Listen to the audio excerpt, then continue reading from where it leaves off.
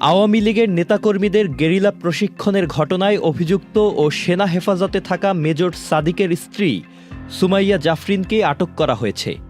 ঢাকা মহানগর গোয়েন্দা পুলিশের একটি দল তাকে আটক করে ডিবি হেফাজতে নিয়েছে।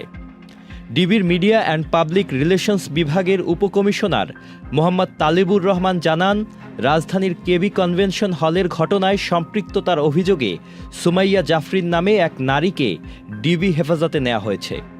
আওয়ামী লীগের নেতাকর্মীদের গেরিলা প্রশিক্ষণ দেওয়ার সময় সুমাইয়া জাফরিন তার স্বামী মেজর সাদিকের সঙ্গে অংশ নিতেন। এর আগে রাজধানীর বসুন্ধরা আবাসিক এলাকা সংলগ্ন একটি কনভেনশন সেন্টারে গোপন বৈঠক ঘিরে কার্যক্রম নিষিদ্ধ থাকা আওয়ামী লীগ, নিষিদ্ধ ছাত্রলীগ সহ অন্যান্য সহযোগী সংগঠনের ২২ জন নেতাকর্মীকে গ্রেফতার করে ডিএমপি। এ ঘটনায় রাজধানীর ভাটারা থানায় একটি মামলা করে পুলিশ। গত ১ আগস্ট আইএসপিআর জানায়, ১৭ জুলাই অভিযুক্ত সেনা কর্মকর্তাকে তার নিজ বাসভবন রাজধানীর উত্তরা এলাকা থেকে আটক করে সেনা হেফাজতে নেওয়া হয়।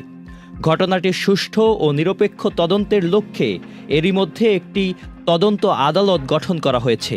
তদন্ত চলমান আছে। তদন্তে তার দোষ প্রমাণিত হলে নিঃসন্দেহে সেনাবাহিনী প্রচলিত নিয়ম অনুযায়ী তার বিরুদ্ধে ব্যবস্থা গ্রহণ করবে।